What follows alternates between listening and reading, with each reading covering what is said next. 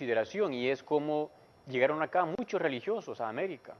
Prácticamente en el siglo XVI llegaron unos 16.000 religiosos, franciscanos, mercedarios, dominicos y finalmente los jesuitas.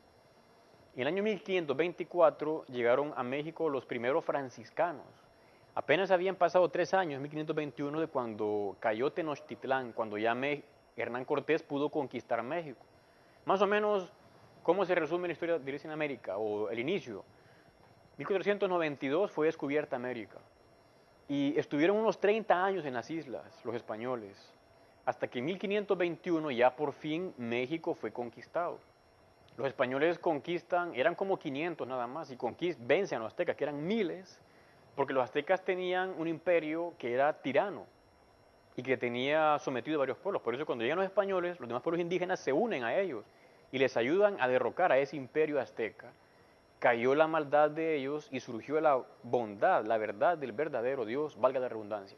Pues ahí llegaron en 1524 12 franciscanos que se llamaron los 12 apóstoles. Y vea qué interesante, hubo muchas conversiones rápidas. Y al poco tiempo entra en acción la Virgen. Se aparece la Virgen de Guadalupe, el año 1531. O sea, solo habían pasado 10 años de que se había conquistado México cuando ya se aparece la Virgen de Guadalupe. O sea, en el minuto 2, digamos, de la historia de la Iglesia en América, la Virgen entra ahí en acción, si puede decirse así. Bueno, ya quizá usted conoce esa historia de la Virgen de Guadalupe, esa Virgen con la tez morena, que tanto ayudó a que se difundiera la fe por aquellas tierras ahí en México y luego en el resto de Centroamérica y también Suramérica. Pero había algunas dificultades. Por ejemplo, el mal comportamiento de algunos conquistadores que desdecían de la fe cristiana o algunas costumbres inmorales de los indígenas, algunas como borracheras o antropofagia o trato quizás inhumano para con las mujeres. Todo eso dificultó, pero más bien también la sensibilidad religiosa de los indígenas favoreció las conversiones. Vamos a decir, es importante recalcar esto, distinguir conquistadores de misioneros. En principio, los conquistadores cuando hacían abuso, los misioneros intentaban corregirlos. Ellos procuraban aprender la lengua de los indígenas, la fueron como estructurando, dejaron catecismos, dejaron gramáticas. O sea, si ahora se conoce la lengua de muchos indígenas de la América precolombina, es porque los misioneros estudiaron esas lenguas, las aprendieron, dejaron como gramática, catecismos, y se han conservado también hasta la fecha. Procuraban los misioneros mitigar el trato violento que tenían a veces los conquistadores, dándoles cariño para contrarrestar, como decía a veces, el efecto de los incluso encomenderos. Vemos acá unas palabras del Papa Juan Pablo II en un mensaje a los indígenas del año 92.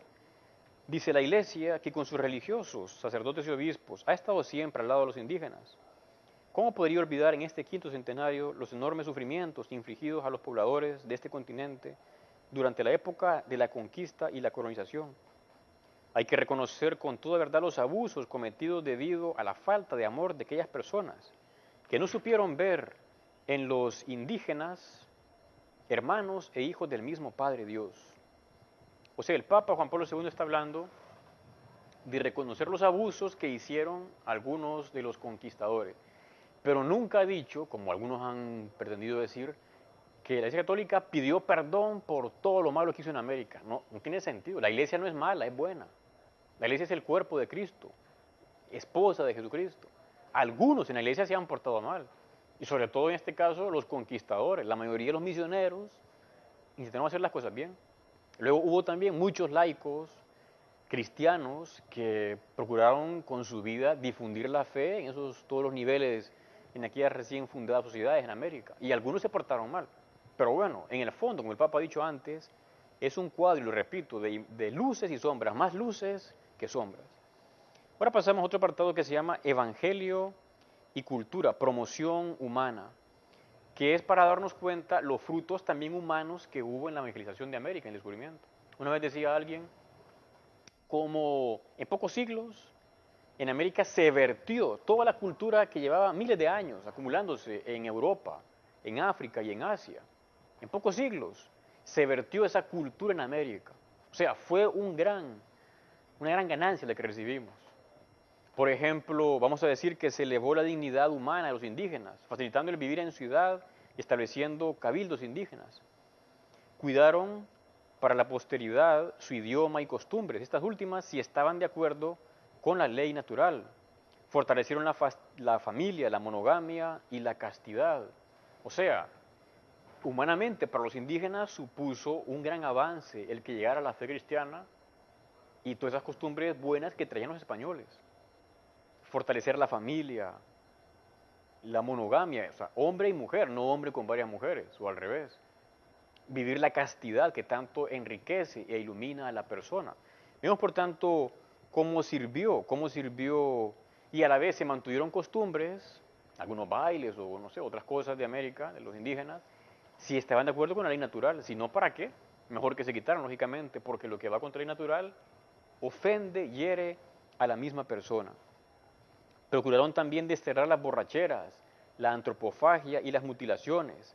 Crearon escuelas para muchos niños, así como unas especiales para los hijos de los caciques. Y se trajo la recién inventada imprenta para que pudieran haber libros en esta tierra. O sea, uno va viendo, a veces se le echa mucha tierra a la iglesia o a España en esta época, cuando más bien hubo muchas cosas buenas, como estamos viendo nosotros. Podemos decir, se decía alguien, que los indios americanos fueron personalizados. Ya no eran como elementos más de una naturaleza, como un mono o una tierra o un volcán, sino que eran personas. O sea, ellos descubrieron, los indígenas, con la fe cristiana, su dignidad de personas en un mundo que Dios había dado para ellos. También descubrieron su fin trascendente. No estamos aquí simplemente como para morir en la tierra y ya todo termina, sino que estamos llamados a esa vida de comunión con Dios. Los indios descubrieron eso. Luego pasamos a otra parte que se llama la inculturación de la vera religio, cómo se dio que la verdadera religión se pudiera impregnar en América. Básicamente puede decirse que en América estaba formada por dos grandes bloques, la América nuclear y la América llamada marginal. La América nuclear, que era sede de los grandes imperios, azteca, inca y maya, y que se encontraba ya en decadencia. Era más o menos como el 20% de los habitantes. Los grandes imperios, en el norte los aztecas, en el sur los incas y en Mesoamérica los mayas, aunque los mayas estaban ya más en decadencia, como he dicho antes. Y en un segundo lugar la América marginal, formada de pequeñas tribus o comunidades dispersas que estaban en el resto del continente. En el norte, en el centro y en el sur habían también regiones con comunidades muy dispersas. La América nuclear, vamos a decir, se encontraba en el Neolítico, pues conocían la agricultura, las matemáticas y la astronomía, pero por ejemplo no conocían la rueda, el alfabeto y el hierro. La América marginal se encontraba atrasada en el Paleolítico